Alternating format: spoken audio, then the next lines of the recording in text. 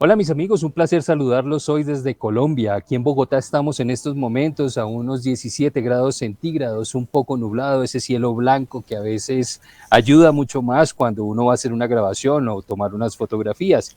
Pero en este caso nos reúne algo muy especial. La invitación que tengo obviamente todas las semanas de El Explorador es para contarles a ustedes, a cada uno de los que nos oye y nos sigue a nivel de Latinoamérica, sobre los resultados de las reformas que está adelantando el gobierno de Gustavo Petro en Colombia. Supimos con anterioridad, y ustedes se dieron cuenta, que en el Congreso se cayó, literalmente se cayó, esa reforma política que pretendía darle a él unos poderes más allá del legislativo. ¿Esto qué significa? No necesitaría que tuviera que ser aprobado un decreto de Palacio, un decreto de gobierno, ser aprobado por el gobierno, por el Congreso, porque lo podría tomar directamente o lo podría dictar directamente desde Palacio el presidente Gustavo Petro. Quiero aclararles a ustedes lo siguiente. En estas semanas la atención se ha centrado muchísimo en el tema de la reforma a la salud. La reforma a la salud en Colombia ha tenido unos tropiezos bastante grandes. Yo le explicaba en algún momento en anterioridad, unas emisiones de unos días atrás, que hay un sistema de salud pues, que apoya muchísimo al sector más vulnerable o más pobre de Colombia, digámoslo así, lo que por estratos económicos, que son 6, del 0 al 6, es ese sistema que atiende a los estratos 0, 1, 2 y 3. A este proceso o a este tipo de servicio de salud se le llama CISBEN, ¿de acuerdo? Un CISBEN que funciona como una prestación de servicio de salud de manera gratuita para estos estratos con menos recursos. La pregunta lógica que hacemos nosotros es, ¿qué tanto necesita repararse eso que no está dañado? ¿Qué tanto necesita reformarse eso que sigue funcionando bien? Esa es la pregunta que están haciéndose muchos partidos que en estos momentos están mostrando esa oposición a la presentación de la reforma. Como estaba concebida en sus principios, y quiero aclararles este tema, perdón, es que la reforma pretendía sobre todo desaparecer las entidades promotoras de salud, entiéndase las EPS, que son esas entidades que le prestan servicios a los que tienen ya más recursos y que por empresa tienen la posibilidad de escogerlo a su libre elección. Yo entro a trabajar en una empresa y a mí me dicen, ¿con quién tiene usted salud? Entonces uno escoge una de esas entidades promotoras, la que mejor le parezca, la que le hayan recomendado o la que tenga ya alguna tradición con su familia. Eso es de libre elección, ¿de acuerdo? Asimismo le dicen por el sistema pensional y por la ARL, que es esa que le ayuda a uno en los riesgos profesionales. Pero en el caso de la salud puntualmente, habían unos problemas serios, y esto sí hay que reconocerlo, donde algunas entidades prestadoras de salud tenían muchísimas deudas con los hospitales, con las clínicas, porque no estaban respondiendo con esos servicios que habían sido adquiridos por sus usuarios y después no les mandaban el valor real de ese servicio que se había prestado. Ahora, en este caso, lo que quería la reforma era desaparecer totalmente las entidades prestadoras de servicios y ser él el total, cuando digo él, es el gobierno, ser el total eh, manejador, el total controlador del recurso de la salud en el país. Hay que pensarlo y hay que tener mucho cuidado con esto y quiero ser claro con ustedes. No se puede dejar en manos del gobierno un recurso tan grande como el de la salud, porque ya tenemos nosotros una historia que nos ha mostrado que el seguro social hace 30 años no funcionó. ¿Ok? Ahora, en estos momentos en los que el país necesita sobre todo reformas sustanciales, pero principalmente programas de gobierno que sean muy reales para ayudar a la situación de la salud en las regiones, a esos sitios a donde no llega la salud, la reforma debería enfocarse en eso. Pues resulta que recientemente se reunieron la representante o la directora del partido de la U, que era el partido del gobierno anterior al gobierno de Duque, o sea, del de Juan Manuel Santos, el partido de la U, su presidente se llama Dilian Francisca Toro, y esta señora estaba reunida también con otros dos partidos, entre ellos el conservador en cabeza de Efraín Cepeda, y estaban esperando al expresidente César Gaviria como representante del Partido Liberal.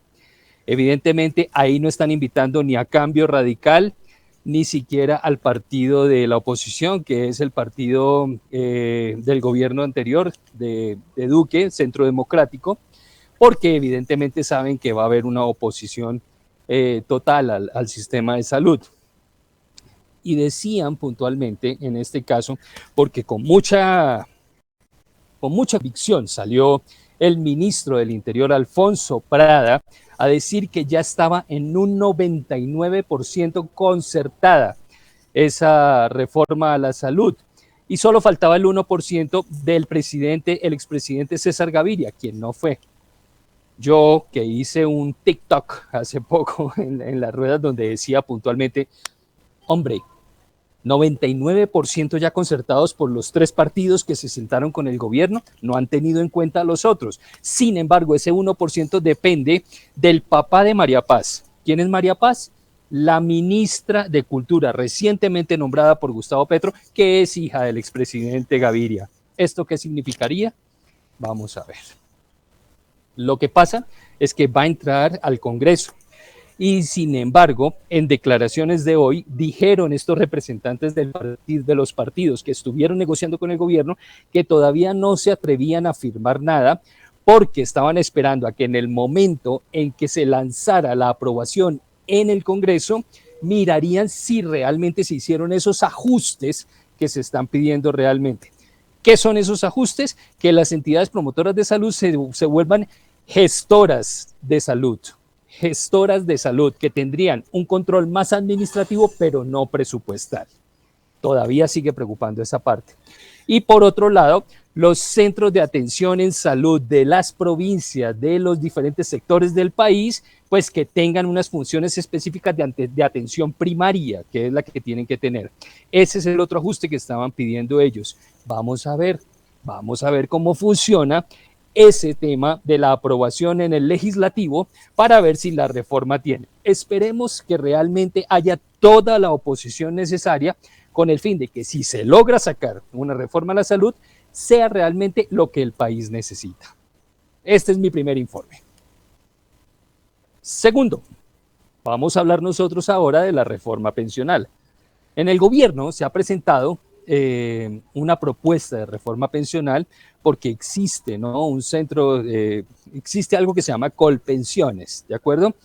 Que es precisamente esa entidad pensional que agrupa muchísimo a los sectores públicos, que agrupa muchísimo a los trabajadores públicos, pero que a muchas personas les ha llamado la atención porque tienen un real, mejor dicho, que tienen unas ganancias muy interesantes a la hora de pensionarse la persona y puede salir con un poco más de dinero que lo que ofrecen entidades pensionales privadas. En este caso, también está funcionando en estos momentos. ¿Qué está sintiendo la gente de todas maneras?